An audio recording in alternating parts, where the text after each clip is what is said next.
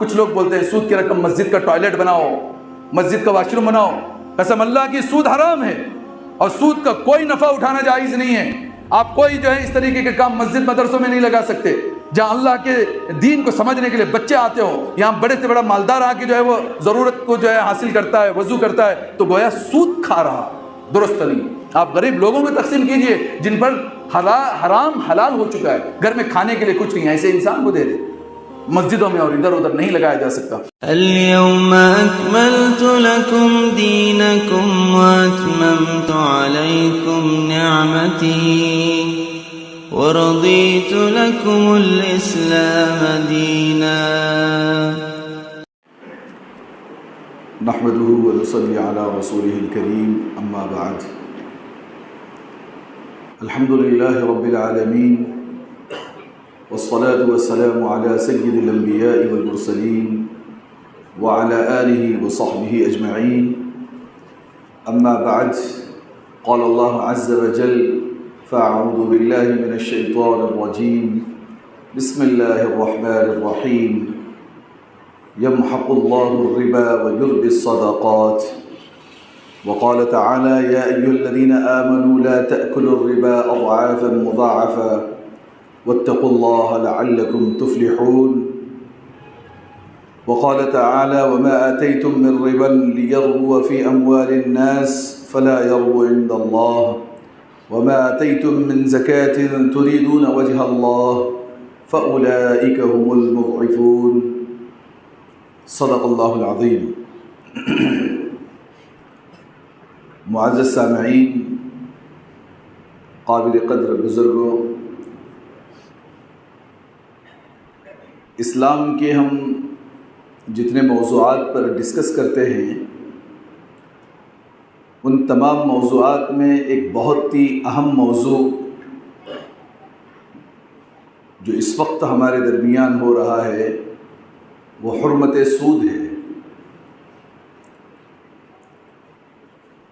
توحید کے معاملے میں، اللہ کو ایک جاننے کے معاملے میں، کفر اور شرک کے معاملے میں سب سے زیادہ اہمیت توحید کو ہے اور معاملات میں سب سے زیادہ اہمیت سود کو ہے.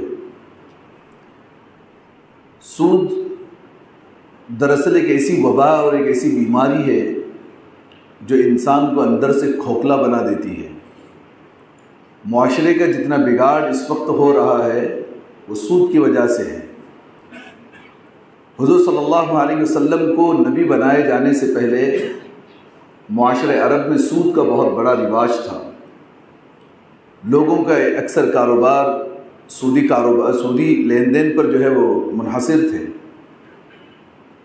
قرآن جیسے جیسے اترتا گیا بتدریج ایک کے بعد دیگر اللہ رب العزت نے ان آیات میں سود کو حرام قرار دیا. آپ دیکھیں اللہ تبارک و تعالیٰ نے فرمایا کہ یمحق اللہ الربا ویربی الصدقات. اللہ تعالیٰ سود کو مٹانا چاہتا ہے. اللہ کی مرضی اور اللہ کی خواہش یہ ہے کہ اللہ سود کو جو ہے وہ ختم کرنا چاہتے ہیں. 7 آیات اور سورۃ البقرہ کی مفصل ایک رکوع جو ہے اللہ رب العزت نے سود کی شناعت اور قباحت میں جو ہے وہ نازل فرمایا ہے. ایک جگہ اللہ نے فرمایا: الذین یأکلون الربا لا یقومون الا کما یقوم الذی یتخبطہ الشیطان من المس. کہ جو لوگ سود کھاتے ہیں، دنیا ہو یا آخرت ہو، وہ لوگ ایسے لگتے ہیں، ایسے کھڑے رہتے ہیں جیسا انہیں کسی پاگل شیطان کے چھونے کی وجہ سے وہ پاگل بن گئے ہو، خپتی بن گئے ہو. یتخبطہ الشیطان من المس. شیطان کے چھونے کی وجہ سے جو انسان باولا اور پاگل ہوتا ہے وہ سودی انسان کی، سودخور انسان کی حالت اسی انداز کی ہوتی ہے کہ وہ پیسوں کے پیچھے وہ پاگل سا بنا ہوا رہتا ہے. ذالک بأنہم قالوا انما البیع مثل الربا. ان کا ایک جملہ یہ ہوتا تھا، سودخور لوگوں کا ایک جملہ ہوتا ہے، تجارت میں جیسے پروفٹ ملتا ہے سود میں بھی ایک پروفٹ ملتا ہے، تو تجارت اور سود میں کوئی ڈفرنس نہیں ہے. وہ یہ سمجھنے والے جس کو اللہ تبارک و تعالیٰ نے فرمایا وَأَحَلَّ اللَّهُ الْبَيْعَ وَحَرَّمَ الرِّبَا. اللہ تعالیٰ نے بزنس کو، تجارت کو حلال کیا ہے اور سود کو حرام قرار دیا ہے. فمن جاءه موعظة من ربه فله ما سلف وامره الى اللہ۔ دیکھیے جن لوگوں نے سودی کاروبار سے زندگی گزاری ہے، سود لیا اور سود دیا ہے، جو گزر گیا وہ گزر گیا، مگر اس کا معاملہ اللہ کے اوپر ہے، وہ ڈپینڈ کرتا ہے اللہ پر۔ اللہ قیامت میں حشر میں چاہے تو اسے معاف بھی کر دے اور چاہے تو سزا بھی دے۔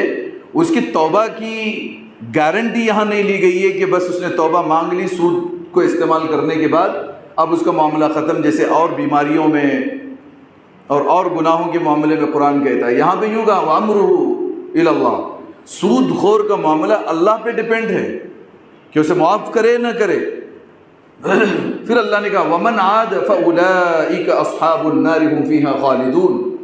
ایک مرتبہ صحیح راستے پہ آنے کے بعد پھر کبھی سود لیتا ہے اور دیتا ہے، وہ ایسے لوگ ہمیشہ جہنم کے اندر ہوں گے۔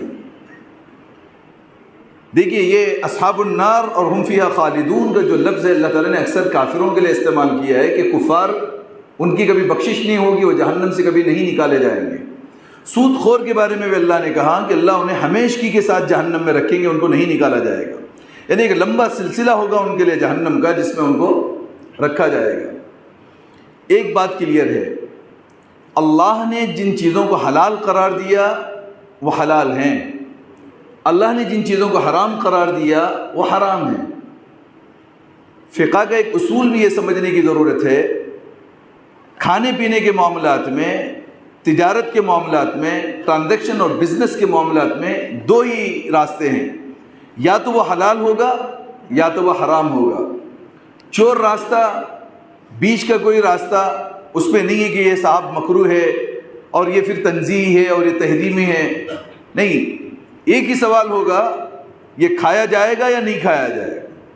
باقی اور عبادتوں کے معاملے میں مستحبات بھی ہوں گے، مندوبات بھی ہوں گے، مکروہ بھی ہوں گے، مگر یہاں پہ یا تو حلت ہوگی یا تو حرمت ہوگی۔ اور قرآن نے صاف کہہ دیا احل اللہ البیع وحرم الربا، اللہ نے تجارت کو، بزنس کو حلال کیا ہے اور سود کو حرام قرار دیا ہے۔ جس چیز کو اللہ نے حرام قرار دیا اب قیامت تک کے لیے حرام ہی ہوگا، یہ کبھی حلال نہیں ہو سکتا۔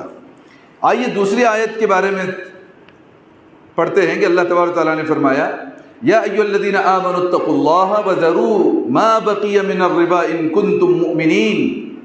بہت زبردست آیت اللہ نے کہی، اے ایمان والو اللہ سے ڈرو اور جو بھی سودی لین دین آپ کر رہے ہو اس کو چھوڑ دو، یہ فعل امر ہے، وذروا ما بقی من الربا۔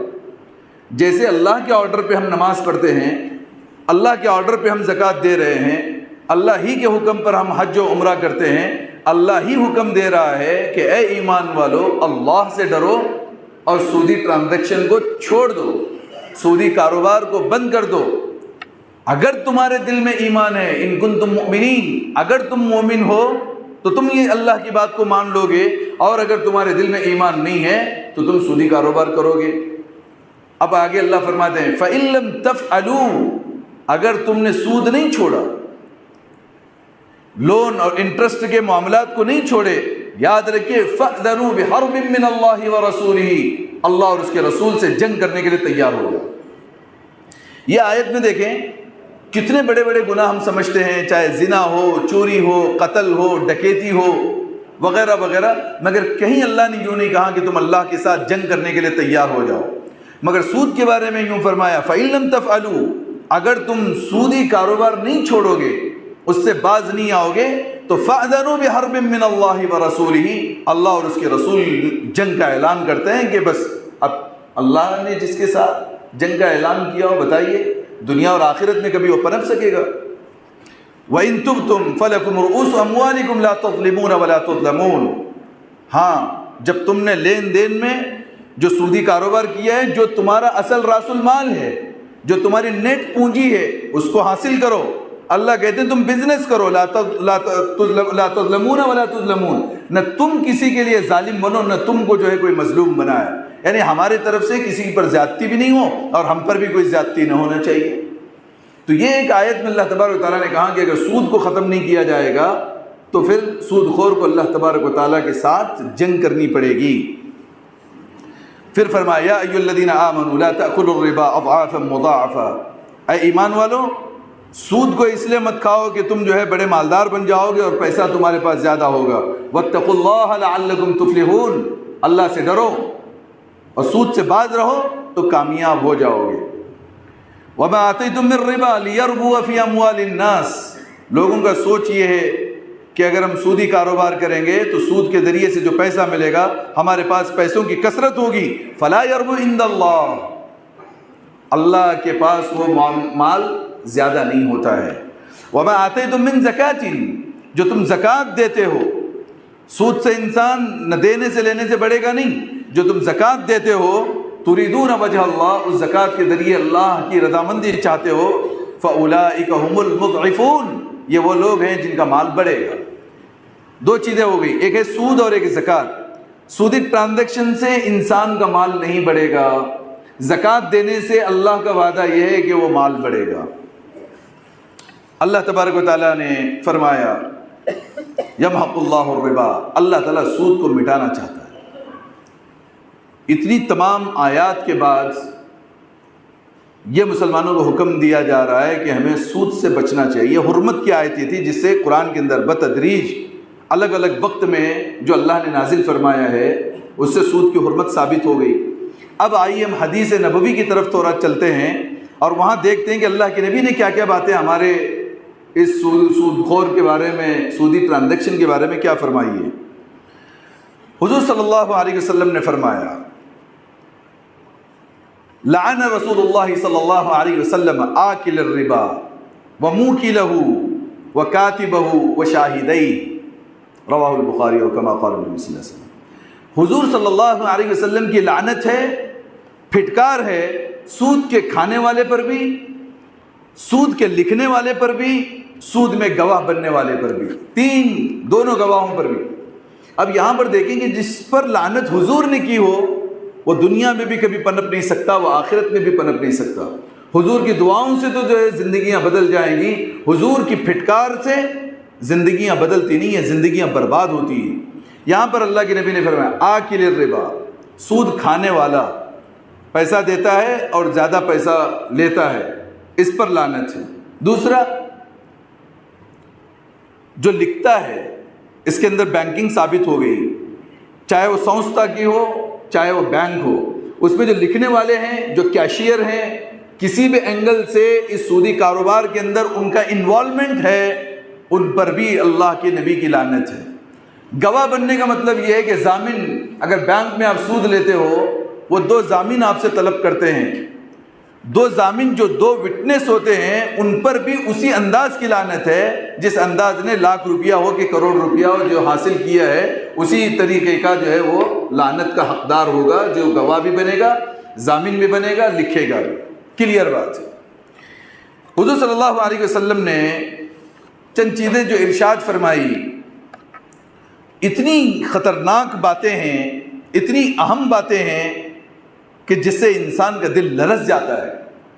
آج دیکھیں دنیا میں بے شمار انسان گناہ کرتے ہیں، الگ الگ گناہ کی کوالٹیز ہیں، مگر حضور نے اتنے سخت الفاظ سے مذمت نہیں کی جتنے سخت الفاظ سے حضور صلی اللہ علیہ وسلم نے سود خور کے لیے کی۔ کیا فرمایا حضور صلی اللہ علیہ وسلم نے؟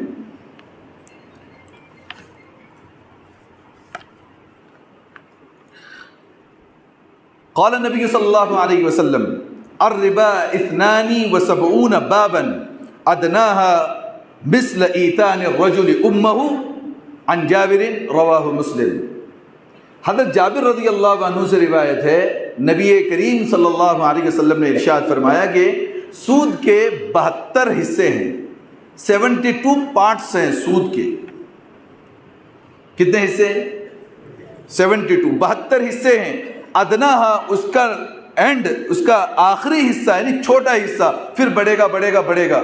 جس کا چھوٹا سا حصہ، جیسا جس کا 1 روپیہ بھی کھانا سود کا، ایسا ہے جیسے اپنی ماں سے زنا کرنا ہے۔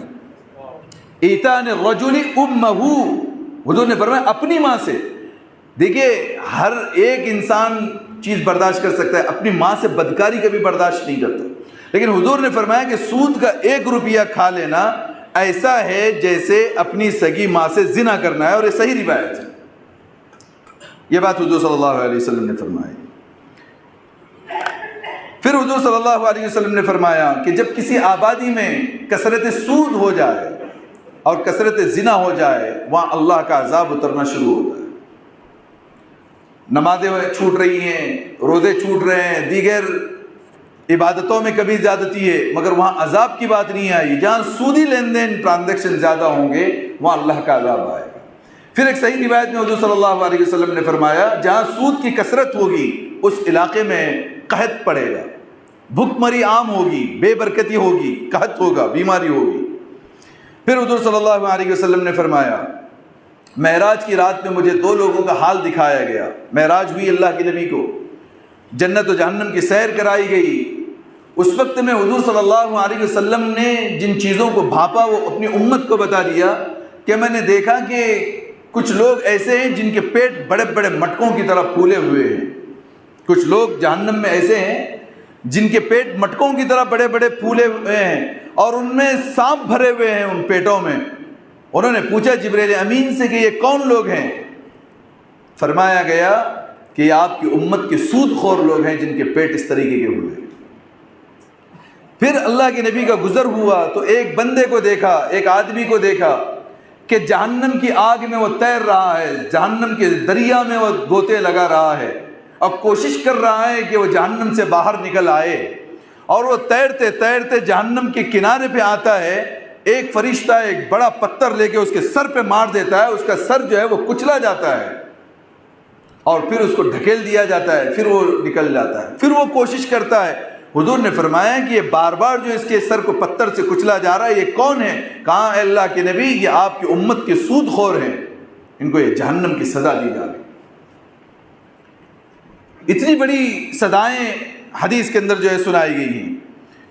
پھر ایک جگہ پہ حضرت ابو ہریرہ راوی ہیں، حضور صلی اللہ علیہ وسلم فرماتے ہیں ایک زمانہ ایسا آئے گا کوئی انسان سود سے نہیں بچے گا۔ پھر فرمایا کہ براہ راست اگر وہ سود نہ بھی کھائے تو سود کے اثر سے وہ محفوظ نہ رہے گا، جو اس وقت کا دور چل رہا ہے۔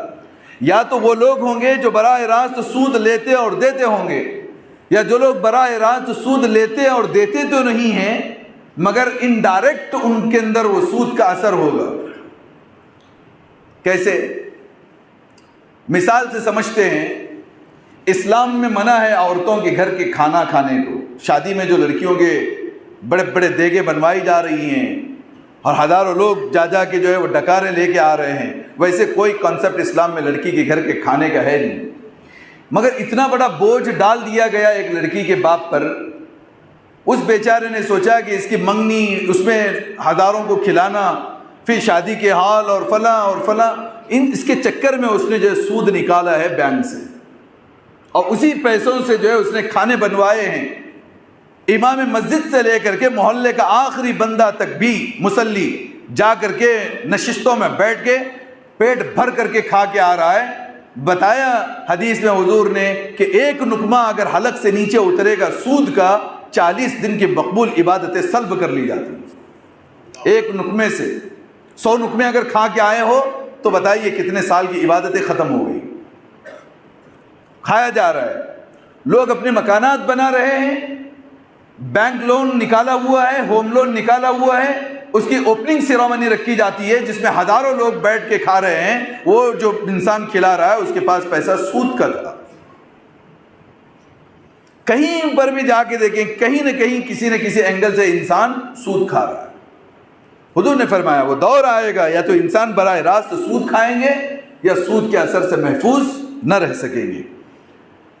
حضرت انس رضی اللہ عنہ سے روایت ہے، آپ صلی اللہ علیہ وسلم نے ارشاد فرمایا جب تم کسی کو قرض دو اس سے کبھی ہدیہ قبول مت کرو۔ کیا فرمایا اللہ کے نبی نے؟ جب تم کسی کو قرض دو اسے ہدیہ قبول مت کرو۔ گویا مقروض سے ہدیہ لینا ایسا ہے جیسے اس پیسے کا آپ سود لے رہے ہو، منع کیا گیا حدیث میں۔ امام ابو حنیفہ رضی اللہ رحمۃ اللہ علیہ کا بہت ہی مشہور واقعہ کتابوں میں لکھا ہے کہ آپ نے ایک بندے کو قرض کے طور پہ کچھ رقم دی تھی اور آپ اپنے شاگردوں کے ساتھ جا رہے تھے۔ اس گھر کے جب قریب پہنچے جہاں پہ کافی گرمی بھی تھی اور سائے میں اسی کی دیوار تھی جہاں پہ کچھ سایہ تھا. شاگرد حضرات سائے میں کھڑے ہو گئے اور حضرت جو ہے وہ دھوپ میں کھڑے تھے. شاگردوں نے کہا کہ حضرت آپ جو ہے وہ سائے کو استعمال کریں. کہا کہ جس مکان کا سایہ گر رہا ہے اس کو میں نے قرض دیا ہے اور میں نہیں چاہتا کہ اس قرض کا سود سائے کے طور پہ میں حاصل کروں. یہ ہے تقویٰ. آج دیکھیں ہم نے اگر کسی کو قرض دیا ہے اس کے گھر کا چکر لگاتے ہیں پیسے مانگنے کی وجہ سے, اور گھر میں جا کے بیٹھے تو وہ پہلے مہمان نوازی کے طور پہ چائے بسکٹ پیش کر رہا ہے, فروٹ پیش کر رہا ہے, اور آپ اس کو کھا رہے ہیں, گویا اس پیسے کا سود کھا رہے ہیں اس کے پاس میں جا کے. جب تک آپ کا قرض اس کے ذمہ باقی ہے کوئی پروفٹ اس کے طرف سے نہیں لے سکتے. لیکن دیکھیں اس وقت کے حالات پہ انسان کہاں کہاں سے آگے جس کی شکلیں آگے آئیں گی. ابن عباس رضی اللہ عنہما مفسر قرآن, حسن بصری رحمۃ اللہ علیہ, ابن سیرین اور ربیع ابن انس, یہ چار بڑے بڑے فقیہ کا فتویٰ ہے. دارالاسلام میں جہاں اسلامی مملکت قائم ہو اور وہاں پر کوئی سودی کاروبار کرتا ہے تو قاضی وقت کے لیے یہ حکم دیا جائے گا کہ جبراً اس کو توبہ کرائیں کہ تیرا کاروبار سود کا بند کر اور توبہ قبول کر. اور اگر سود خور توبہ نہیں کرتا ہے تو وہ واجب القتل ہے, اس کو مار دیا جانا چاہیے. جو لوگ سود کھا رہے ہیں اسلام کے آئینے میں وہ واجب القتل ہے, ان کو زندہ رہنے کا کوئی ادھیکار اسلام نے نہیں دیا ہے کہ وہ سود کھاتے ہوئے اور لوگوں کے اندر جو ہے وہ پریشانیاں پھیلاتے ہوئے جو وہ زندہ رہیں. ایک روایت میں یوں بھی کہا گیا ہے کہ سود کا 1 درہم, 1 روپیہ جس کو کہیں, سود کا 1 روپیہ حالت اسلام میں 33 مرتبہ 33 ٹائم زنا سے بھی زیادہ جو ہے وہ برا ہے. ایک آدمی زنا کرے, 1 بار کرے, 2 بار کرے, 33 مرتبہ کرے, 33 مرتبہ کسی عورت سے منہ کالا کرنے کا جو گناہ ہے سود کا 1 روپیہ کھانے پر وہ گناہ ہے. کتنی روایتیں. آگے دیکھیں حضور صلی اللہ علیہ وسلم نے فرمایا اللہ نے اپنے اوپر یہ لازم کر لیا ہے کہ وہ 4 لوگوں کو کبھی جنت میں داخل نہیں کرے گا, نہ جنت کی نعمتوں کا مزہ چکھائے گا. 4 لوگوں کے لیے اللہ نے اپنے اوپر لازم کیا ہے کہ اللہ کہتے ہیں میں ان کو جنت نہیں دوں گا, نہ جنت کی نعمتوں کا مزہ چکھاؤں گا. اس میں سے نمبر 1 شراب کا عادی. جو انسان شراب پیتے پیتے یہ دنیا سے جاتا ہے وہ جنت میں نہیں جا سکتا. نمبر 2 فرمایا سود خور. نمبر 3 یتیم کا مال ناحق کھانے والا. نمبر 4 والدین کا نافرمان. یہ 4 لوگ, شراب خور, سود خور, یتیم کا مال کھانے والا اور والدین کا نافرمان بیٹا, یہ کبھی جنت میں نہ جا سکیں گے, نہ جنت کی نعمتوں کا انہیں مزہ دیا جائے گا. یہ اللہ نے لازم کیا ہے کہ میں انہیں جنت نہیں دوں گا. پھر ایک حدیث, ان اللہ طیب لا يقبل الا بطیب, اللہ تبارک و تعالیٰ پاک ہے, کوئی بھی عمل صفائی کے بغیر اللہ قبول نہیں کرتے. پھر لمبی حدیث ہے کہ ایک بندہ وہ ہوگا کہ جس کے بال پراگندہ ہوں گے, دھول میں گرد و غبار میں ڈوبے ہوئے, سفر کا اثر اس پر دکھ رہا ہوگا, وہ سفر کر کے کعبۃ اللہ پہنچے گا اور غلاف کعبہ, کعبے کی چادر پکڑ کر کے وہ روئے گا, چیخے گا اور دعائیں مانگے گا. حضور صلی اللہ علیہ وسلم فرماتے ہیں اس کی دعا اس کے سر سے اوپر بھی نہیں جائے گی. کیوں؟ مطعمہ حرام, اس کا کھانا حرام ہے, ومشربہ حرام, اس کا پینا حرام ہے, وملبسہ حرام, اس کے لباس حرام کے ہیں. جب انسان حرام کمائی سے کمایا ہے, کعبے میں جا کر کے بھی غلاف کعبہ کو پکڑ کے بھی دعا مانگے گا, اس کی کوئی دعا قبول نہیں ہوگی. اس کے لیے جب ہم کوئی عمل اللہ کو پیش کر رہے ہیں تو کھانا حلال ہونا چاہیے.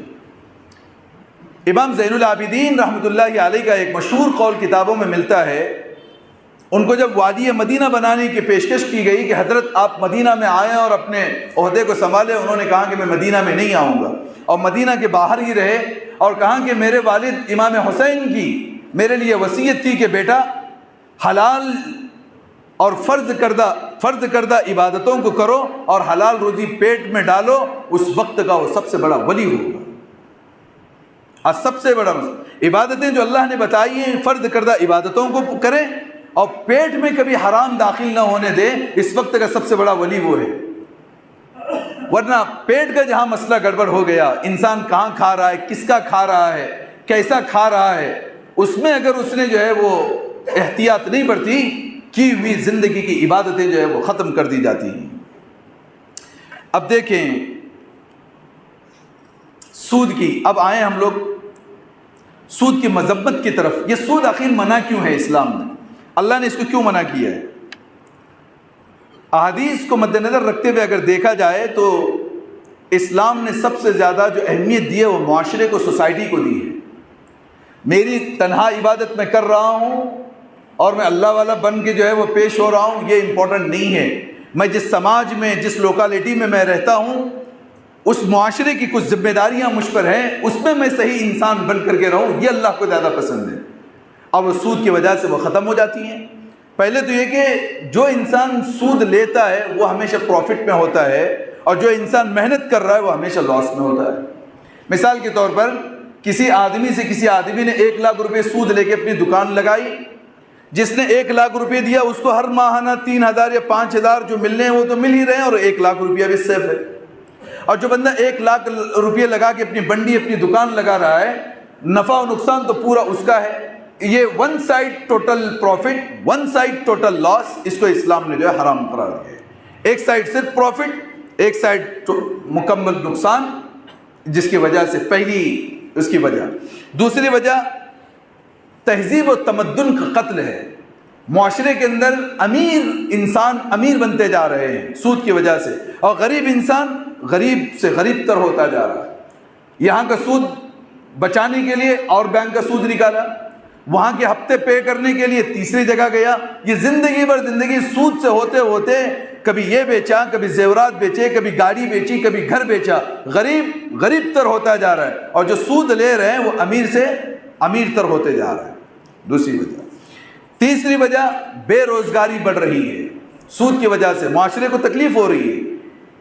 میں اگر سود دے رہا ہوں یا سود لے رہا ہوں تو میرے پاس پیسہ ہے جس کی وجہ سے میں مہنگی چیزیں خرید سکتا ہوں، اور میرے مال کو مہنگے دام میں بیچ سکتا ہوں، اس لیے کہ مجھے ضرورت نہیں ہے، مگر وہ غریب حضرات نقصان کا سبب اٹھائیں گے۔ مثال کے طور پر ہم نے ایک اپارٹمنٹ بنایا، اس اپارٹمنٹ میں لگنے والا پیسہ ہم نے بینک سے پروجیکٹ بنا کر کے لے لیا۔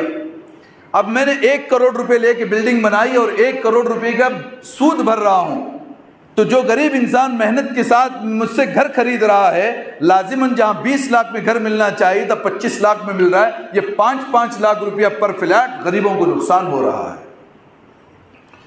مہنگائی عام ہو جائے گی، جدھر دیکھو سود کی وجہ سے ہر جگہ مہنگائی عام۔ کیوں؟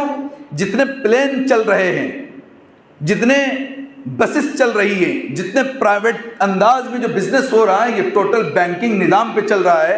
اب جیسے جیسے ان کا سود بڑھتا ہے، پلین کی ٹکٹ مہنگی ہو جاتی ہے، ٹرین کی ٹکٹ مہنگی ہو جاتی ہے، بسز کی ٹکٹ مہنگی ہو جاتی ہے۔ کیوں؟ ادھر پے کرنا ہے۔ وہ سود کے پے کرنے کی وجہ سے عام لوگوں کا چلن پھرن مشکل بن جاتا ہے۔ چوتھا نقصان یہ ہے کہ جو سود لیتا ہے وہ زندگی میں کبھی زکوٰۃ نہیں دیتا۔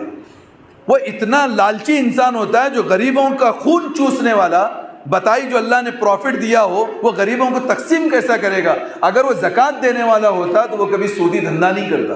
سود خور وہ کبھی زکوٰۃ نہیں دیتے، وہ کبھی زندگی میں زکوٰۃ نہیں دے سکتے، اس لیے کہ مال کی حرص انہیں زکوٰۃ دینے پہ رکاوٹ بنتی ہے۔ پانچواں کہ انسان خود غرض بنتا ہے۔ ایک جگہ کا ہم نے واقعہ دیکھا کہ ایک صاحب نے اپنی ماں کو حج پہ بھیجنے کے لیے بھی، وہ سودی کاروبار کرتے ہیں، ماں کو بھی حج سے بھیجنے کے لیے اس نے ماں کو سود سے رقم دی تھی۔ ایک ایسے بھی بیٹے ہم مسلمانوں میں موجود ہیں، بھیج رہا ہے ماں کو حج پہ، اور دوسرا جو بھائی جو چھوٹا بیٹا ہے جو غریب ہے وہ اپنی ماں کو حج پہ بھیج رہا ہے۔ پیسہ کم پڑا تو بڑے بھائی کے پاس گیا، بڑے بھائی نے 2 لاکھ روپے بطور سود کے دیے۔ وہ کبھی انسانیت اس میں نہیں ہوتی ہے، وہ درندہ بنتا ہے۔ وہ ماں ہو کہ بہن ہو، وہ ہر ایک کا خون چوسے گا، اس لیے کہ اسے پیسوں سے مطلب ہوتا ہے۔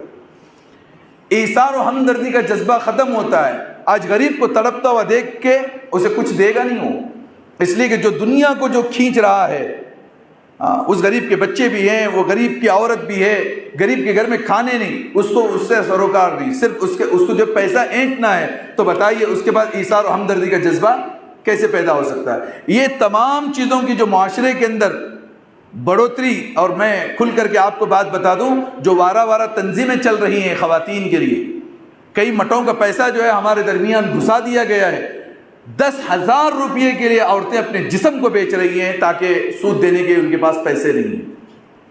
ہفتہ آ گیا، 500 روپے بھرنا ہے، عورت کے پاس 500 روپے بھرنے کے پیسے نہیں ہیں، اس کو بلیک میل کرتا ہے ایک آدمی، نہیں ہے تو میرا بستر گرم کرو۔ ایک عورت 500 روپے نہ دینے کی وجہ سے اپنے جسم کو بیچتی ہے، چاہ کے بھی اور نہ چاہ کے بھی۔ معاشرہ برباد ہو رہا ہے، سود کی جو ہے وہ وبائیں عام ہو رہی ہیں اسے سود خوروں کی وجہ سے۔ ان تمام باتوں کے مد نظر اسلام نے سود کو حرام قرار دیا ہے۔ اب اس عنوان کا چوتھا حصہ ہے مسائل۔ پہلے تو ہم نے قرآن کی حرمت سنی، حدیث کی حرمتیں سنی، حدیث کی سزائیں سنی، اور پھر ہم نے جو ہے سود کی حرمت کی وجہ سنی۔ اب کچھ مسائل جو ہمارے درمیان ہیں اس پر ہم ڈسکس کرتے ہیں۔ یہ اصل میں دراصل یہ عنوان کافی لمبا ہے، مختصر انداز میں ہم اس کو سنیں گے۔ دیکھیے، پہلا مسئلہ جو عام رائج ہے، اس لیے میں نے اس کو پہلے نمبر پہ رکھا ہے، جس کو ہم لوگ سب حلال سمجھ رہے ہیں اور بہت عام مسئلہ ہے۔ حضور صلی اللہ علیہ وسلم نے فرمایا، من ابتاع طعاما فلا يبعه حتى يقبضه، بخاری حدیث نمبر 2165۔ کوئی بھی چیز آپ قبضہ کرنے سے پہلے بیچ نہیں سکتے ورنہ وہ حرام ہو جائے گی۔ کسی بھی چیز کے قبضہ ہونے سے پہلے اگر میں سیل کرتا ہوں وہ کمائی حرام ہے۔ سن لے، مثال پلاٹ کی دیتا ہوں۔ ہمارے سراؤنڈنگ میں جس معاشرے میں ہم رہ رہے ہیں، بڑے اچھے داڑھی والے لوگ ہیں اور ہر سال ماشاءاللہ حج بھی کرتے ہیں، عمرے بھی کرتے ہیں، زکوٰۃ دیتے ہیں۔ مدرسے والوں کی تو لائنیں کھڑی ہیں ایسے لوگوں کے پاس، لیکن کبھی سوچا ہے ان کا پیسہ حلال ہے کہ حرام ہے؟ حدیث کی روح سے مثال کے طور پہ پلاٹ کا بزنس، میں نے کیا کر دیا، ایک کسان سے 1 ایکڑ زمین لے لیا اور میں نے 20 لاکھ روپے ایڈوانس پے کر دیے۔ میرا نام ابھی تک RTC کے اندر لگا نہیں، اس لیے کہ ابھی مجھے 80 لاکھ روپے دینا باقی ہے۔ میں نے کیا کیا، کسٹمر ڈھونڈنے شروع کر دیے۔ پارٹی کو میں نے ابھی تک پیسہ ادا نہیں کیا ہے اور میں نے کسٹمر ڈھونڈ کے سارے پلاٹ بیچ دیے۔ انہی پلاٹ کا پیسہ میں نے اصل مالک کو لوٹایا اور باقی کا پیسہ جو ڈال دیا، حرام ہے۔ 3 روایتیں ہیں حضور صلی اللہ علیہ وسلم کی، جب تک ہم اس پر قابض نہیں ہوتے۔ میں نے 1 کروڑ میں 1 ایکڑ خریدا ہے، جب تک RTC پہ میرا نام نہیں چڑھتا رولز کے حساب سے، تب تک مجھے بیچنے کا کوئی رائٹ نہیں ہے۔ لیکن آج ذرا دیکھیں کیا ایسا ہو رہا ہے بزنس؟ کیوں؟ اس کی وجہ بتا دو، یہ کیوں منع کیا حضور صلی اللہ علیہ وسلم نے؟ دیکھیے، میں اگر کسان ہوں اور بڑی محنتوں سے وہ زمین میرے ہاتھ میں تھی، میں نے میری مجبوری کو سامنے رکھتے ہوئے میں نے اس کو سیل کرنے پہ لگا دیا۔ اب ایجنٹ لوگ آئے اور جو انہوں نے ایک ریٹ کر دیا کہ 1 کروڑ روپے پہ ہمیں جگہ زمین دے گے۔ اب اس کا ٹرانزیکشن ہونا چاہیے۔ قرآن مجید کی سب سے بڑی آیت، فزیکل طور پہ جو سب سے بڑی لینتھ ہے، آیتیں کبھی 1 لائن کی ہیں، 2 لائن کی، پورا پیج ایک ہی آیت ہے قرآن کے اندر، اس کو کہتے ہیں آیت تداین، لین دین ٹرانزیکشن کرنے کی جو آیتیں ہیں، کیسے لینا ہے اور کیسے دینا۔ قرآن کی سب سے بڑی آیت، اس میں لکھنا پڑے گا، ٹائم لکھنا پڑے گا، کتنے وقت پہ دے رہے ہیں، کیسا دے رہے ہیں، کیا ہوگا۔ وہ لکھنے کے بعد اب یہ ہوا کہ میری مجبوری تھی، میں نے 1 کروڑ میں دی، جبکہ میری جگہ کی ریٹ 2 کروڑ بھی ہو سکتی تھی، لیکن ہو سکتا ہے مجھے آج پیسہ ملے اور میں میرے کام میں لاؤں۔ مگر کیا کیا سامنے والے نے، جس سے میرے سے زمین خریدی، اس نے 1 کروڑ روپے کے لیے 10-20 لاکھ مجھے دے دیے، میں اٹک گیا۔ اب وہ کیا کر رہا ہے، لوگوں کو بیچتے بیچتے میرا ٹائم 6 مہینے کا تھا، اس نے 2 سال لگا دیے، میرا پیسہ نہیں دیا اور محلہ پورا کے پورا آباد ہو چکا ہے۔ محلے والوں سے تو پورا پیسہ لے لیا اس نے، پیسہ مالک زمین کو وقت پہ نہیں ملا، جس کی وجہ سے مجھے دھوکہ ہوا میرے ساتھ میں۔ اور جہاں دھوکہ ہوتا ہے اسلام نے اس بے کو حرام قرار دیا۔ ایک سائڈ۔ دوسرا پہلو سمجھیں، میں زمین خرید رہا ہوں اور ایک ایجنٹ کے پاس میں، مجھے پتا نہیں پیپرز، اس کا اصل مالک، اور کوئی دکھاتا نہیں اصل مالک کون ہے۔ اصل مالک ایک کسان ہے، ایک غریب انسان ہے، جو بھی ہے۔ اب وہ جو ایجنٹ ہے اس نے زمین تو اس سے لے لی تھی۔ اب میں گیا اور کہا کہ مجھے جو ہے 30-40 کا 40-60 کا ایک پلاٹ چاہیے۔ اس نے کہا کہ یہ پلاٹ ہے اور اتنی رقم دینا ہے فلاں ہے، اصل مالک کو اس نے پیسہ دیا نہیں پتا، میں نے کبھی پوچھا ہی نہیں، جبکہ مجھے پوچھنا چاہیے آپ کا پیسہ ادا ہوا کہ ہم کو اس سے مطلب نہیں ہے۔ ابھی سمجھیے میں نے جو ہے 50 لاکھ روپے دے کر کے ایک پلاٹ پرچیز کر لیا، بعد میں معلوم ہوا کہ ان کا اور ان کا جھگڑا ہوا، یہ بے باطل اور بے حرام ہو گئی، اس لیے کہ جس نے مجھے بیچا وہ اصل میں مالک ہی نہیں تھا زمین کا، جس نے مجھے بیچا وہ زمین کا مالک ہی نہیں ہے۔ اتنا عام مسئلہ ہو گیا ہے، ہر ایک ایجنٹ بنے ہوئے ہیں، گئے 5 لاکھ روپے 10 لاکھ روپے کسی کو دے کے اٹکایا، زمین بیچ کے اس کو پیسہ دیا گیا، یہ جائز نہیں ہے۔ سمجھ رہے ہیں؟ ایسی پھلوں کی خرید و فروخت، آم کا باغیچہ ہے، جتنے لوگ اکثر جو ہمارے یہاں پہ پھل فروٹ کا بیپار کرتے ہیں وہ جانتے ہیں اس مسئلے کو۔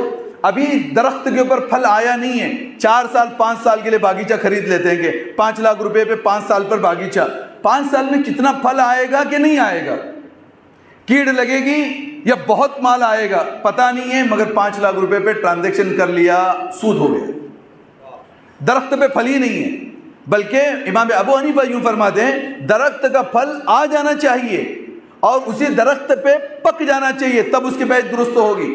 جب تک پکا بھی نہیں ہے، ہو سکتا ہے کچا تھا اور پھر ایک بیماری آ گئی اور پھل برباد ہو گیا، پھر لینے دینے والوں میں یا تو لینے والے کو نقصان ہوگا یا بیچنے والے کو نقصان ہوگا۔ بیچنے والے کا کیسے؟ ابھی کوئی پھل نہیں آیا ہے درختوں پہ، میرا باغ ہے اور میں نے جو ہے 50,000 روپے پہ دے دیا باغ، بعد میں معلوم ہوا کہ جو پھل لگا وہ 5 لاکھ روپے کا تھا۔ اب میرے دل کے اندر جو ہے چونچلے پھوٹ رہے ہیں کہ یہ تو میرے ساتھ دھوکا ہوا کہ 5 لاکھ کا پھل میرے درختوں پہ آتا تھا، مجھے تو 50,000 روپے ملے، دھوکا ہوا۔ دوسرا دھوکا خود لینے والے کو ہوگا کہ میں نے 1 لاکھ روپے پہ جو ہے وہ پھل بیچ دیے تھے اور آیا 10,000 کا پھل، اس لیے کہ کیٹ لگی اور پھل برباد ہو گیا، اب میرے کو 90,000 ملے، یہ سود ہے، اس لیے کہ اس کو تو ملا ہی نہیں پیسہ۔ دونوں طرف جہاں کسی طرف دھوکا ہوگا، جہاں کسی طرف پروفٹ ہوگا یا ون سائڈ لاس ہوگا، اسلام نے اس کو منع کیا ہے پھلوں کی بے۔ آگے چلیں، جب ہم ٹرانزیکشن کریں گے، اب پلاٹ والوں کے لیے خاص کر مسئلہ ذکر کر رہا ہوں، جب ٹرانزیکشن ہوگا مجلس ایک ہونا ضروری ہے، بیچنے والا ایک پلاٹ بیچا جا رہا ہے، بائے خریدنے والا بھی، پرچیزر بھی اور سیلر بھی، دونوں ایک مجلس میں ہونے ضروری ہیں، ورنہ وہ ٹرانزیکشن کمپلیٹ نہیں ہوگا۔ ہمارے یہاں کیا ہوتا ہے، مالک کو پتہ نہیں کہ میرے سے زمین کون خرید رہا ہے، خریدار کو پتہ نہیں کہ اس زمین کا مالک کون ہے، وہ کب دکھتا ہے؟ سب رجسٹر کے دن دکھتا ہے۔ ایجنٹ لوگ دونوں کو ملاتے نہیں ہیں، اس لیے کہ یہ ایجنٹ چور ہیں، وہ چوری کرنا ہے انہیں، اس لیے وہ کبھی بھی دونوں پارٹی کو سامنے نہیں لاتے۔ وہ بولتے ہیں آپ آن رکھنا تو ایسا ہے جیسے دیکھ کر کے جو ہے وہ گندگی پیٹ میں ڈال لینا، آن رکھنے کی کوئی اجازت نہیں ہے۔ مثال کہ میں ایک ایجنٹ ہوں اور میں کسی کا پلاٹ بیچ رہا ہوں، اس نے کہا کہ یہ پلاٹ 5 لاکھ میں ہے اور میں نے جا کے 7 لاکھ میں ڈیل کر دی، درست نہیں، 2 لاکھ حرام کے ہیں، اس لیے کہ 3 آئٹم داخل ہو گئے، ایک جھوٹ، 5 کا پلاٹ 7 میں بولنا، جھوٹ بول کے کمائی، دوسرا 5 لاکھ میں اور لوگ پلاٹ لے رہے ہیں، کسی ایک غریب کے ساتھ دھوکا کہ 2 لاکھ اس کے زیادہ لیے گئے، تیسرا اس مکان اس پلاٹ کے مالک کے ساتھ غداری ہے، اس وجہ سے درست نہیں۔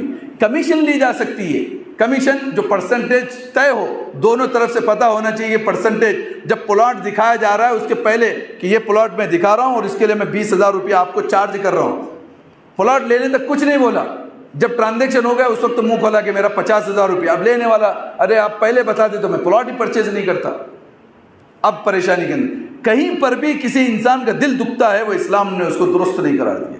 اب یہ بڑا مسئلہ ہے کہ ایک زمین بیچ رہا ہے اور ایک زمین خرید رہا ہے، دونوں کا مجلس ایک ہونا ضروری کہ پارٹی دونوں سامنے بیٹھے ہوں، اور پھر دوسری چیز عیب کا بتا دینا ضروری ہے، بتا دیا کہ پلاٹ 40-60 کا ہے، 2400 اسکوائر فٹ ہے، بات چیت ہو گئی اورل، لیکن سائڈ پہ جا کے چیک کیا تو 100 اسکوائر فٹ اس میں کم تھے، جتنے لوگ دکھا رہے ہیں اور جو پارٹی جو مالک ہے وہ سب کے سب سود کھا لیا انہوں نے۔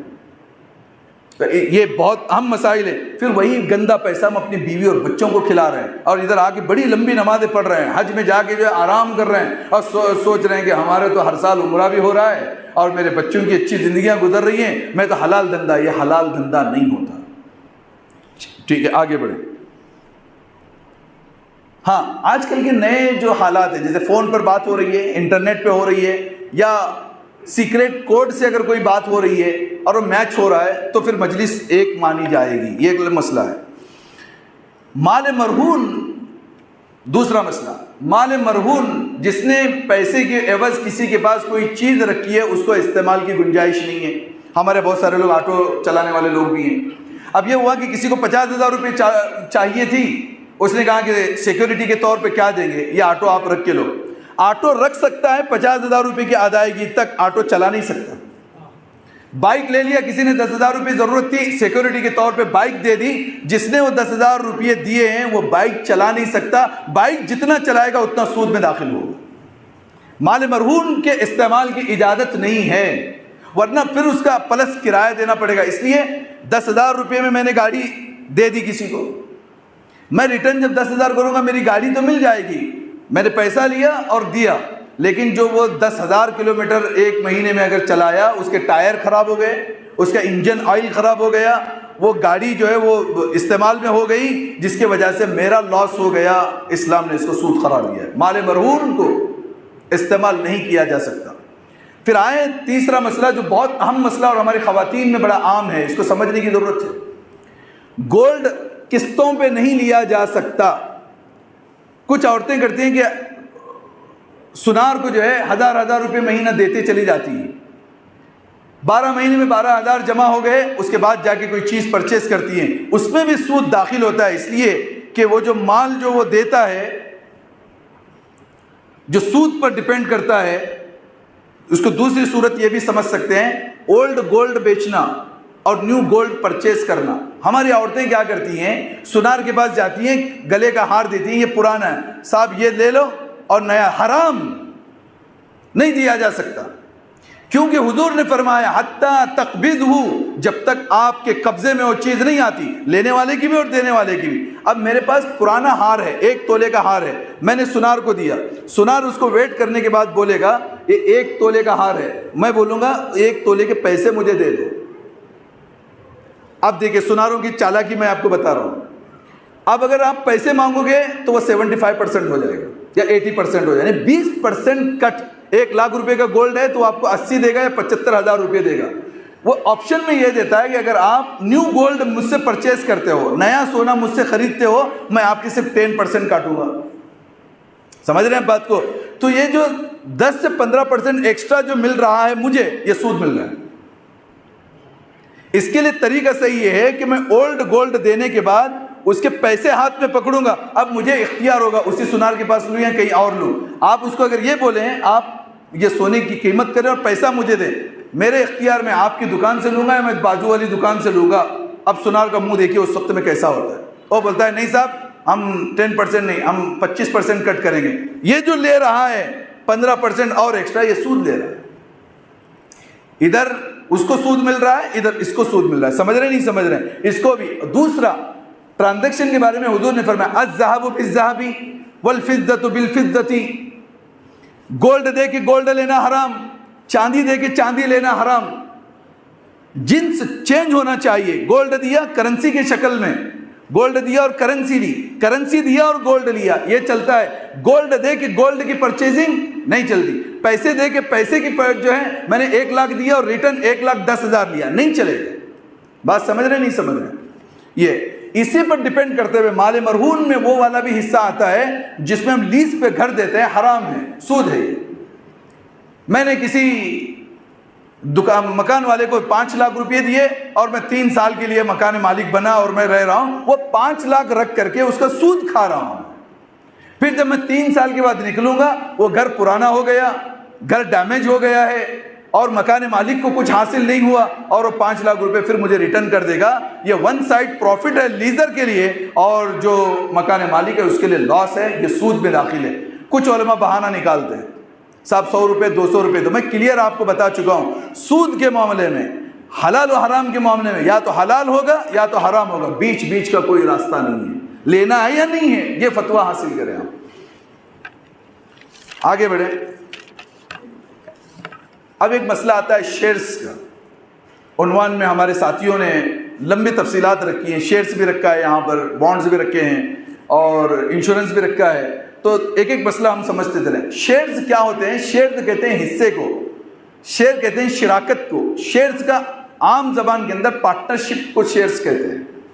ایک گنے کی فیکٹری ہے, شوگر کین فیکٹری ہے یا کوئی بھی فیکٹری ہے, وہ شیئر سے نکالتے ہیں اس لیے کہ ان کو کیپٹل چاہیے ہوتا ہے, 10,000 کروڑ روپے انہیں چاہیے, تو وہ کیا کرتے ہیں پبلک کو جو ہے شیئرز کے لیے اپنے بانڈز بھی دیتے ہیں, شیئرز بھی دیتے ہیں کہ جتنا چاہے آپ 1 لاکھ کا پرچیز کرو, 50,000 کرو. آپ جب شیئرز پرچیز کیے, آپ اس 50,000 کے یا 1 لاکھ روپیز کے آپ اس کارخانے کے اتنے پارٹنر بن گئے, اتنا حصہ آپ کا جو ہے وہ آپ اس کے مالک ہو گئے جب تک آپ کا شیئر اس کمپنی کے اندر داخل ہے.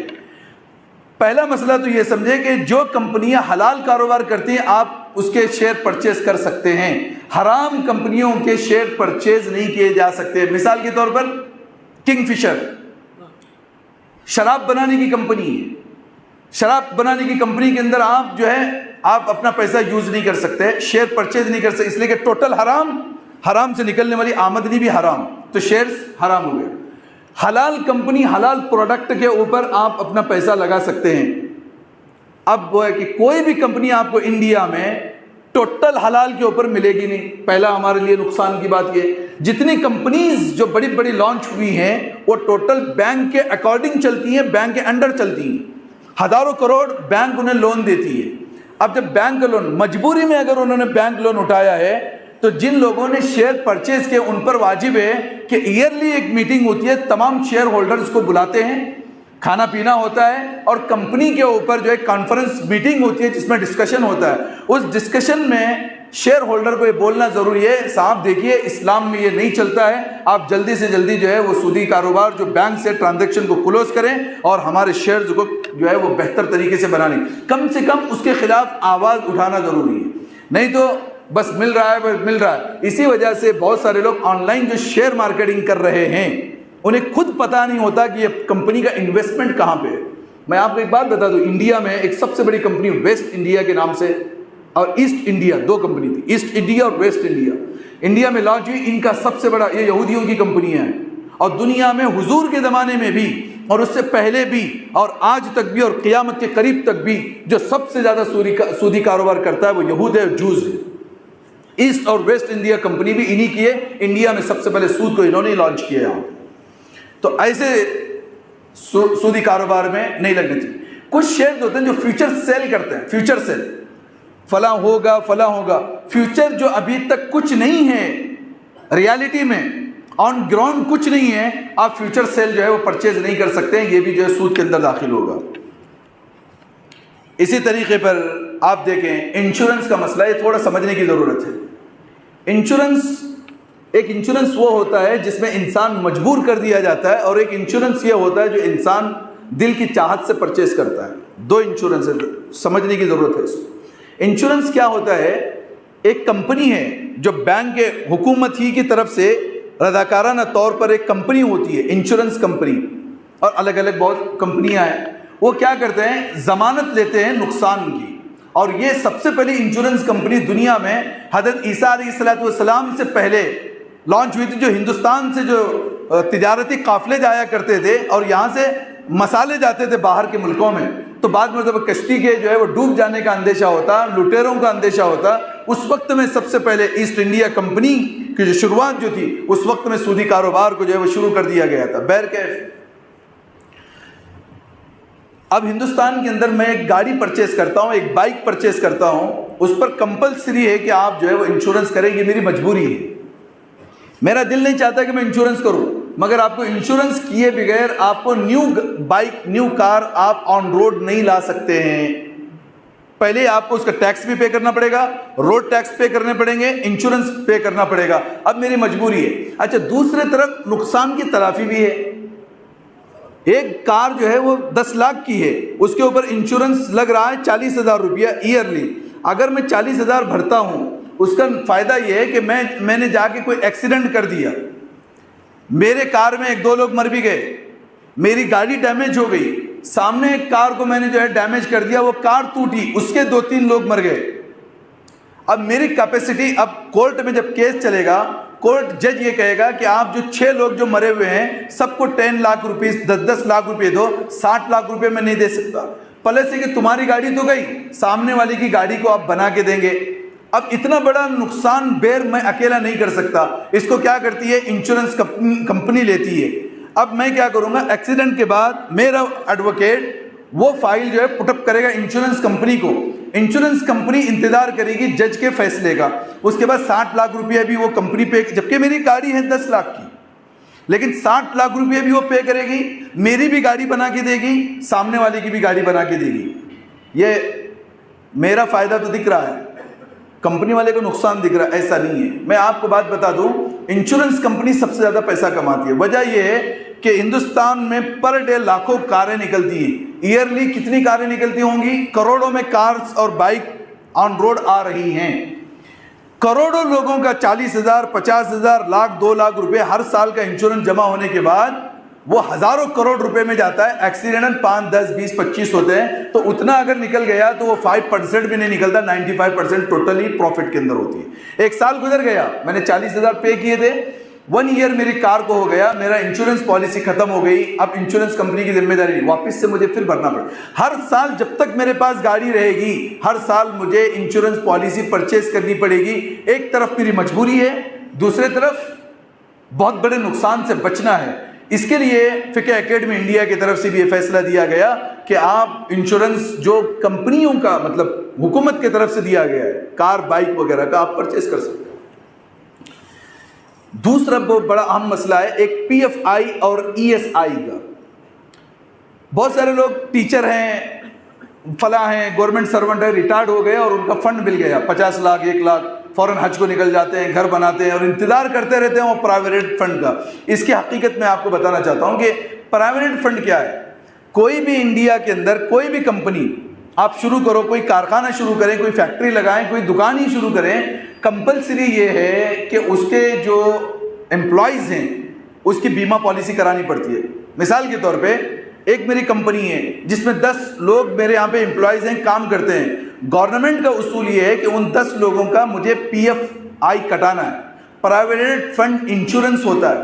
اب میں کیا کرتا ہوں، وہ فائل 10 لوگوں کی بنا کے انشورنس کمپنی کو دیتا ہوں کہ میرے پاس یہ 10 لوگ کام کر رہے ہیں۔ وہ دیکھتے ہیں اور اس کے اوپر ایک تخمینہ ہوتا ہے، پیمنٹ کے اوپر پرسنٹیج ہوتا ہے۔ ایک آدمی کو 25,000 پیمنٹ ہے تو اس کے حساب سے اتنا پی ایف آئی کٹے گا، 50,000 ہے اتنا کٹے گا۔ وہ کیا ہوتا ہے، ہر مہینہ میرے بینک اکاؤنٹ سے ان کے جو میرے امپلائیز ہیں پرسنٹیج کے حساب سے پی ایف جمع ہوتا جاتا ہے۔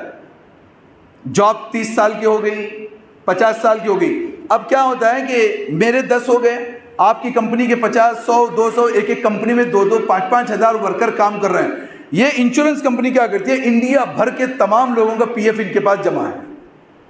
اب پر ڈے میں کروڑوں روپے آتے ہیں، وہ کروڑوں روپے الگ الگ جگہ انویسٹ کرتے ہیں، بینکوں کو دیتے ہیں، الگ جگہ دیتے رہتے ہیں۔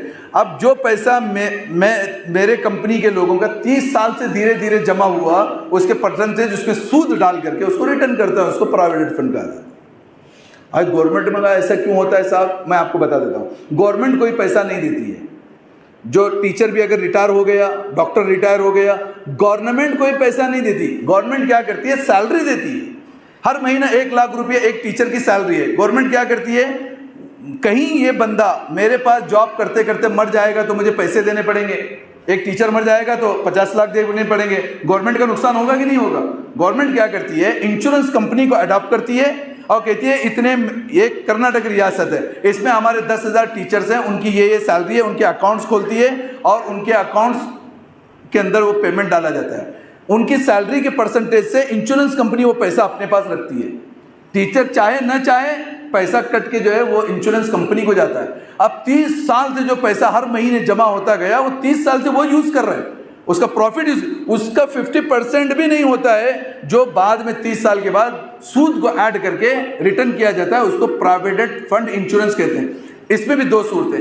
پہلی صورت یہ کہ ٹیچر ابھی لگ ہی گیا تھا، یا انشورنس پالیسی آپ نے کبھی پرچیز کر لی ہو، ایک قسط بھر لی تھی آپ نے، 2 لاکھ روپے 5 لاکھ کا آپ نے بیمہ کروایا، ایک قسط بھری اور اگلے قسط میں مر گئے تو آپ کو 2 لاکھ روپے پورے ملیں گے، آپ نے تو بھرا ہی نہیں ہے، یہ ہے سود۔ تو انشورنس کمپنی دیکھتی ہے کہ مرنے والے کتنے ہوں گے آن ڈیوٹی، 10 مریں گے، 20 مریں گے، 100 مریں گے، لیکن آن ڈیوٹی ہر مہینہ جو جمع ہو رہا ہے وہ تو کروڑوں لوگوں کا ہے، تو ویسے ہی انشورنس کمپنی فائدے میں۔ اب مسئلہ سمجھے، انشورنس بیسک حرام اس لیے کہ سود ہے، انشورنس ایک بینک ہے، اس کی بنیاد ہی سود پر ہے. سمجھ رہے نہیں سمجھ رہے؟ اسلام نے منع کیا ہے، مگر ہندوستان کے حالات میں اچانک میں دیکھیں کشمیر میں حالات ہو گئے، برما میں حالات ہو گئے، آسام کے اندر ابھی مسلمانوں کا جو ہے وہ قتل عام کیا گیا، لوگوں کے گھروں کو جو ہے وہ گھر بدر ہونا پڑا، مسلمانوں کو فیکٹریاں نہیں مل رہی ہیں، مسلمانوں کو ڈیولپمنٹ کے اندر جو ہے ان کو رکاوٹ کیا جا رہا ہے، ایک کمیونٹی کو مسلسل ٹارگیٹ کیا جا رہا ہے. ایسے وقت میں علماء ہند نے جو بڑے بڑے ہر مکتب فکر کے علماء جو بورڈ میں شامل ہیں، فقہ اکیڈمی انڈیا، اس کا ایک اجلاس تو 1960 میں ہوا تھا. مولانا علی میاں ندوی رحمۃ اللہ علیہ جب حیات تھے انشورنس کے اوپر ڈسکس ہوئی لمبی. دوسرا اجلاس کافی بڑا انشورنس پر حیدرآباد میں مولانا رضوان القاسمی کے تحت میں ہوا 1991 میں، 1991 میں ایک ہوا. اور پھر بعد میں جا کر کے اس کو فیصلہ دیا گیا کہ ہندوستان میں ایک مسلمان کے لیے حالات کے مد نظر رکھتے ہوئے انشورنس کرانا جائز ہے، لیکن ضروری نہیں کہ اس پر اکتفا کیا جائے کہ حالات حلال ہے تو بس انشورنس کر رہے ہیں. بیسک حرام ضرورتاً دیا گیا. مسئلہ یہ ہے کہ اگر انشورنس کرایا بھی جائے، آپ نے کرا بھی لیا، جائز تو ہو گیا.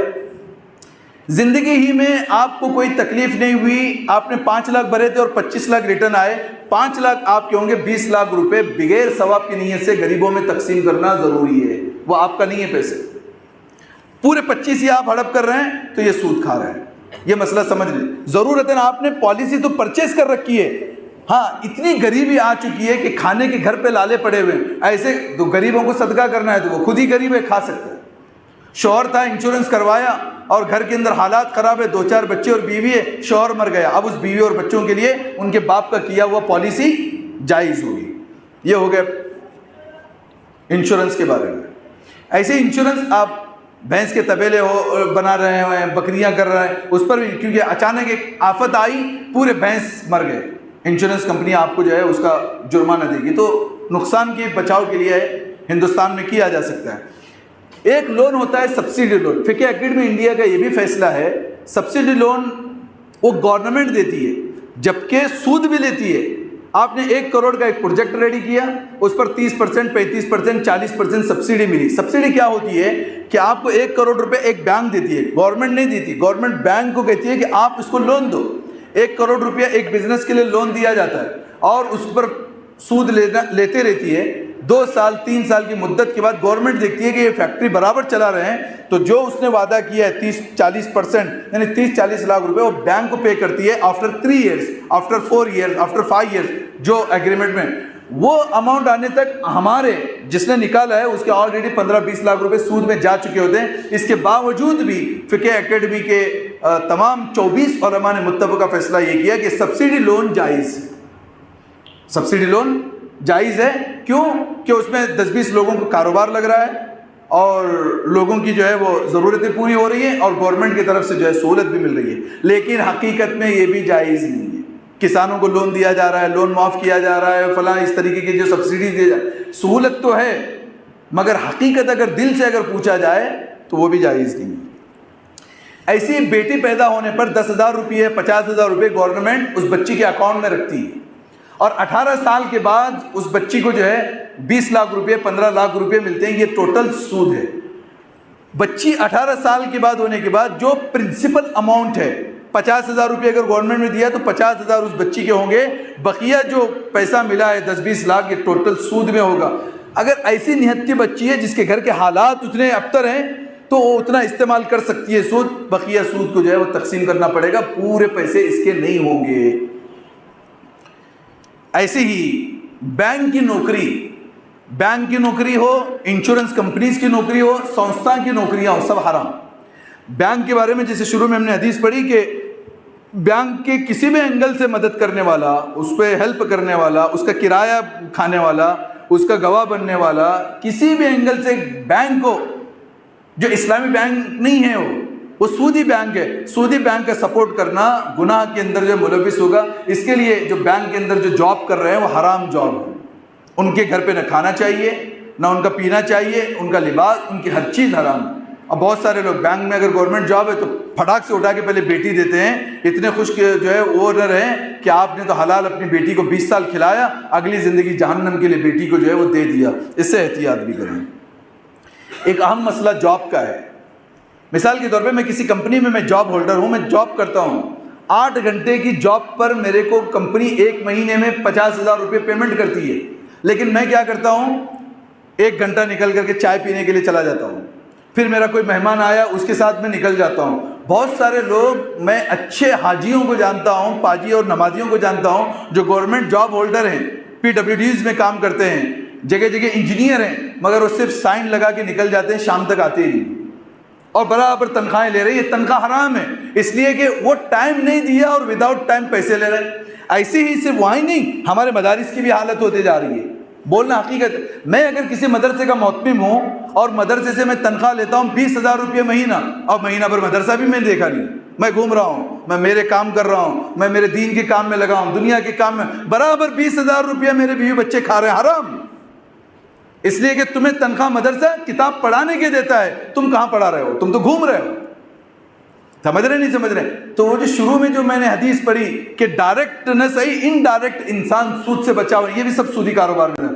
اگر آپ نے, ورنہ 1 گھنٹہ بھی اگر آپ نے کتاب نہیں پڑھائی, 1 گھنٹے کا پیسہ کٹ کرنا ضروری ہے کہ صاحب یہ مدرسے کو میں نے وقت نہیں دیا, 1 گھنٹے کی کمائی میرے لیے حرام ہو جائے گی. ایسی جہاں جہاں جو جاب کر رہے ہیں, جس مالک کے پاس جتنے گھنٹے کی سیلری مل رہی ہے, اتنا گھنٹہ وہاں وقت دینا ضروری ہے.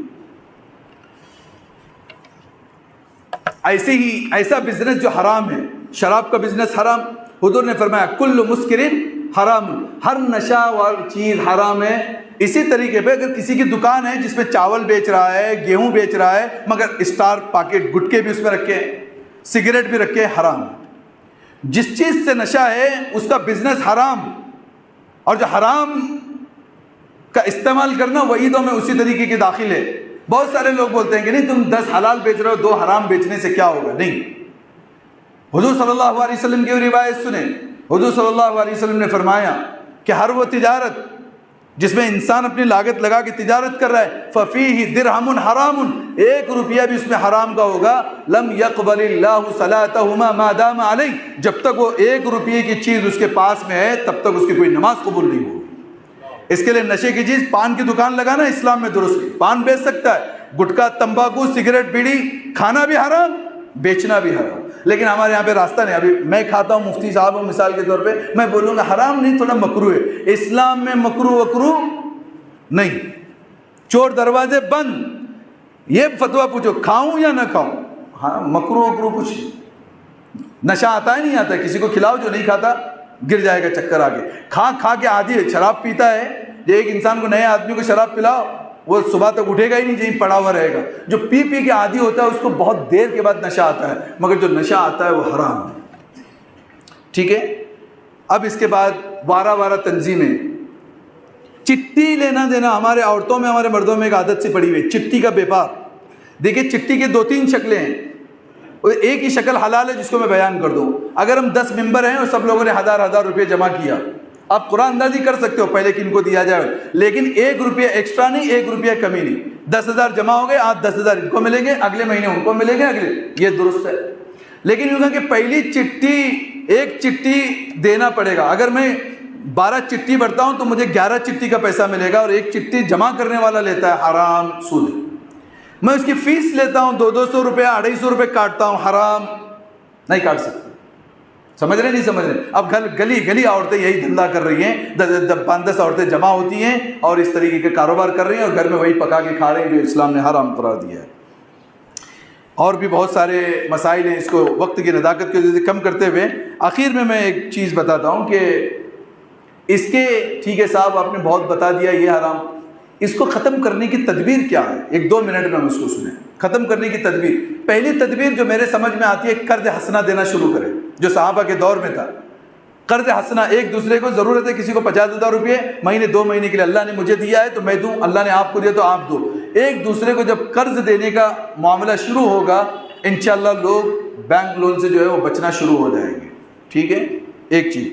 دوسری چیز, گھر گھر سود کی قباحت کو بیان کیا جائے, عورتوں کے سامنے بیان کیا جائے, مردوں کے سامنے, مسجدوں میں اس کو کثرت سے بولا جائے. سب سے برا حرام اگر کوئی اسلام میں ہے وہ سود ہے. سود کی قباحت ہمارے مارکیٹ میں عام ہونی چاہیے کہ میں کوئی غلط کام کر کے پیسہ تو غلط نہیں کھا رہا ہوں, ساری چیزیں توبہ سے معاف ہوں گی، سود بھی توبہ سے معاف نہیں ہوتا، یاد رکھیں۔ وہ معاملہ اللہ پہ ڈپینڈ ہوگا، اللہ چاہے گا تو معاف کر دے گا قیامت کے دن، ورنہ یوں نہیں کہ میں سود کھاؤں اور توبہ کروں۔ ہمارے یہاں پہ ایک بینک والے رہتے ہیں، بڑے اچھے حاجی صاحب ہیں، وہ بینک میں نوکری کی، میاں بیوی دونوں بھی۔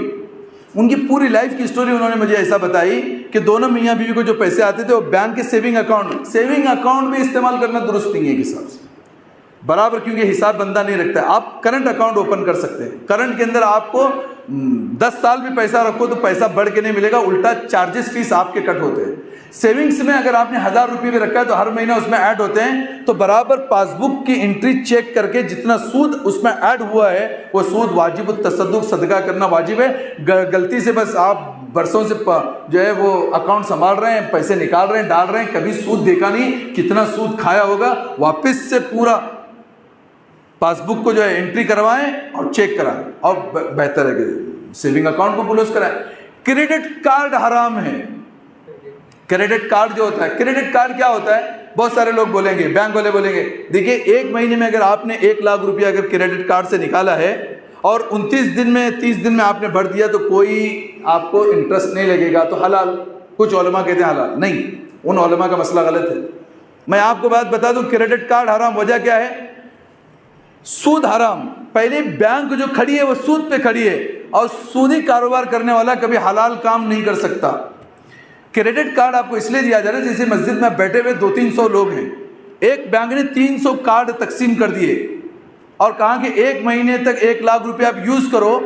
اگر آپ 30 دن کے بجائے 31 دن کرتے ہیں تو 1 لاکھ روپے پر 5% 5000 روپے ایکسٹرا بھرنا پڑے گا۔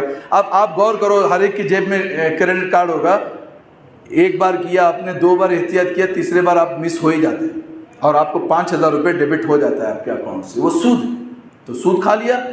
تو کریڈٹ کارڈ اس لیے دیتے ہیں کہ آدمی لازماً ضرورت آتی ہے اور وہ خرچہ کرتا ہی ہے، اور یاد نہیں رہتا کب بھرنا ہے، دن گزر جاتے ہیں اور اس کا سود پے کرتا ہے۔ تو کریڈٹ کارڈ بھی حرام ہے۔ ڈیبٹ کارڈ جائز ہے، آپ کا پیسہ رکھا ہوا اتنا ہی آپ کو ملے گا، آپ نکال سکتے ہیں، مگر کریڈٹ کارڈ کی صورت ناجائز اور حرام ہے۔ پھر کیا کرنا ہے؟ زکوٰۃ کا استعمال کثرت سے کریں، محلے محلے کی زکوٰتیں بنائیں۔ ابھی دیکھیے یہ ایک محلہ ہے، اس کے تمام امیر تر حضرات سر جوڑ کے بیٹھیں کسی وقت میں، اپنی تمام زکوٰۃ کو ایک جگہ اکٹھا کریں، اور محلے کے تمام مقروض کو، قرآن نے 8 جگہ زکوٰۃ دینے کے لیے کہا ہے، 8 جگہ، جن میں والغارمین، مقروض کو دو، بلا کر کے دو، بھائی تم کیوں بینک سے پریشان ہو رہے ہو، 2 لاکھ روپے یہ لو، ختم کرو، آئندہ جو ہے اس طرف مت جاؤ۔ بیت المال کا جگہ جگہ سسٹم، اگر اسلامی حکومت ہوتی بیت المال کا سسٹم ہوتا، اسلامی حکومت نہیں ہے تو ہم کیا کریں، محلے محلے بیت المال کا سسٹم، اچھے امانت دار حضرات ایک سسٹم قائم کریں، اور اس سسٹم کے تحت مائکرو فائنانس شروع کر سکتے ہیں۔ کیا ہے مائکرو فائنانس؟ کہ آپ نے 5-10 لاکھ روپے اپنے پاس میں رکھا، 10,000 روپے پہ عورت اپنا جسم بیچ رہی ہے، ان مسلم خواتین کو جو برقع پوش خواتین ہیں، ہماری بہنیں ہیں، ان کو جمع کرو اور کہو کہ کوئی غیر اداروں سے جا کر کے آپ پیسہ نہیں لیں گے، آپ 10,000 روپے لینا، یا اللہ رسول کی بات سنو اور ہمارے پاس 10,000 روپے لے کے جاؤ۔ ایک آدمی کے پاس کروڑوں روپے پڑے ہوئے ہیں اور 5 لاکھ روپے وقف نہیں کر سکتا اللہ کے لیے۔ اگر ہر محلے کے ایسے بڑے بڑے بزنس مین لوگ 2-2 لاکھ 5-5 لاکھ اگر اس طریقے سے اگر وقف کر دیں، یہ پیسہ آیا نہ آیا ہم نے اللہ کے لیے دے دیا، کتنی خواتین جو زنا سے بچ جائیں گی، کتنے غریبوں کے گھر جو جل رہے ہیں، کتنے لوگ مہینہ بھر 5,000 کماتے ہیں اور 5,000 سود میں جو ہے بھرتے ہیں، تو ان کی ضمانت ہوگی، جس کی وجہ سے ہمیں کچھ قدم اٹھانے کی ضرورت ہے۔ نفع حلال دینا، پھر کیا کرنا، بڑے بڑے کمپنیاں لانچ کرنے کی کوشش کرنا۔ ہماری سوچ اتنی ہے بھائی میں صبح سے شام کماؤں گا اتنا ہی میری بیوی، نہیں، خوب کمائیے۔ حضور صلی اللہ علیہ وسلم نے فرمایا کہ جو بندہ، کیا فرمایا حضور نے، جو بندہ اپنی بیوی بچوں کے لیے رات و دن محنت کرتا ہے نا، کمانے کے لیے جو محنت کرتا ہے، وہ ایسا ہے جیسے جہاد فی سبیل اللہ، اللہ کے راستے میں جہاد کر رہا۔ جو مجاہد کا جو ثواب ہے گردن کٹانے پر، ایک آدمی دن بھر دھوپ میں اپنی بیوی بچوں کے لیے جو کشٹ اٹھاتا ہے، اس مجاہد کی طرح وہ ثواب کے اندر برابری جو ہے وہ حاصل کرتا ہے۔ تو اس کے لیے اچھے اچھے بڑے بڑے کمپنیاں لانچ کرنے کی ضرورت ہے، اور پھر اس پہ شیئرز اپنے ساتھیوں کے لو اور ان کو نفع دو۔ تمام طریقے جو حلال ہیں اس راستے کو اگر فروغ دینے کی کوشش کی جائے، بہت کم سمے گزرے گا، انشاءاللہ غربت ختم ہوگی، افلاس ختم ہوگا، سود کی جو ہے وہ مذمت ہمارے درمیان اتنی بڑھ جائے کہ سود ختم ہو جائے۔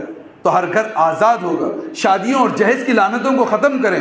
ایک لڑکی کے باپ پہ جو ہم مسلمان معاشرہ دباؤ ڈال رہا ہے، امام مسجد سے لے کے مسجد کے ٹرسٹ تک دباؤ۔